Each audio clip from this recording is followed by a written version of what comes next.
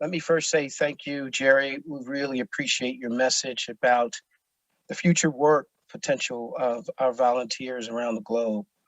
It hit home for me because as the associate director during my tenure, my team worked very substantially on opportunities to evolve the work that our volunteers were doing around the world through partnership.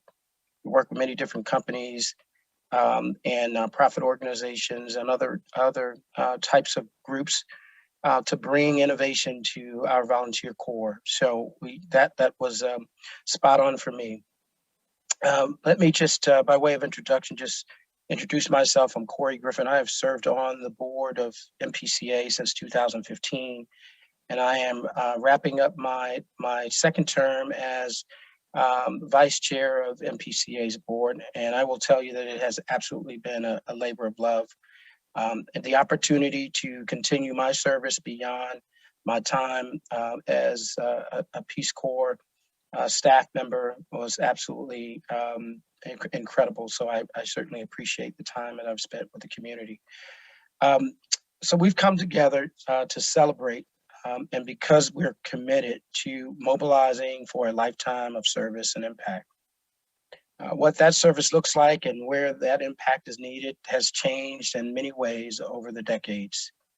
And in the different countries and in communities where volunteers are served around the globe, and in the communities across the United States. I like to refer to that work as Peace Corps at Home. We felt acutely the need for work here at home over the past 18 months. We've grappled with the pandemic and faced squarely, like never before, issues of racial justice. And as we've met here, we've sought to help this Peace Corps community better understand the role of allyship, as well as the role of Asian American leaders in a time of adversity and rising anti-Asian hate. We're living through the damaging effects of climate change and witnessing how it creates societal turmoil and forced migration. These are some of the things we've come together to speak to and listen over the past few days. We've spoken about what's ahead for the Peace Corps Agency with Acting Director Carol Spahn, and how the town halls, Global Ideas Summit, and community-driven report on Peace Corps Connect to the future have helped provide a roadmap. We've heard some powerful and essential messages from women who have been leaders in pushing for the safety and security of Peace Corps volunteers as part of shaping a better and stronger Peace Corps. As Glenn Bloomhoist noted in his PACT report this morning, the new Peace Corps Reauthorization Act introduced by Representative John Geramendi would extend whistleblower protection to volunteers as part of shaping a better and stronger Peace Corps. We've heard from volunteers who were torn from their communities in March of 2020 as part of unprecedented global evacuation of volunteers. And we've heard from volunteers who have had to be evacuated from communities and countries in years and decades prior because of political turmoil, war, and pandemic. The volunteers have taken away lessons about how they can continue to serve. And we take hope from the fact that the agency has learned some things about how volunteers can return to nations and communities once again. We've celebrated and honored some remarkable members of the Peace Corps community. Women who are leading the way with banking seeds for the future, making investments into hopeful future for girls through education, and striving to ensure that communities realize that basic human right to health. And this community has honored those among us focusing on work with refugees. We've heard stories on how we can ensure that these are carried forward for future generations.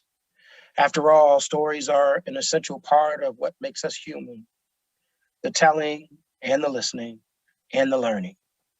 And I know for a fact that there are many of you who, serving as volunteers, recognize that part of your responsibility has been to ensure that people can shape and tell the stories of their own lives and communities with understanding and compassion.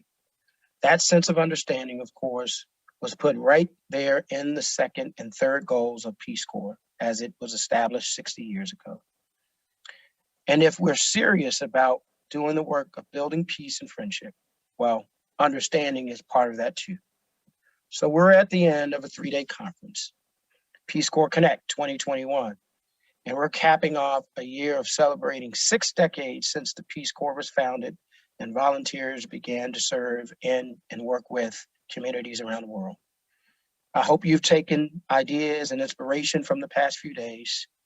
I know you've taken inspiration from what the Peace Corps has been and could be because you're here. Watch for follow-up from NPCA with links to recordings and ideas. And most important, action you can take to keep mobilizing for service and impact. The Peace Corps community needs your hands and hearts for what's ahead. Let's ensure the people's representatives in the United States Congress do their work to enable a better and stronger Peace Corps for a changed world.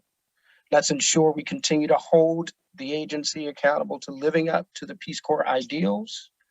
And let's make sure that we tell the stories of service, of community, of building peace and friendship in a way that people who might never have seen themselves as part of this big story say, yes, I can do this.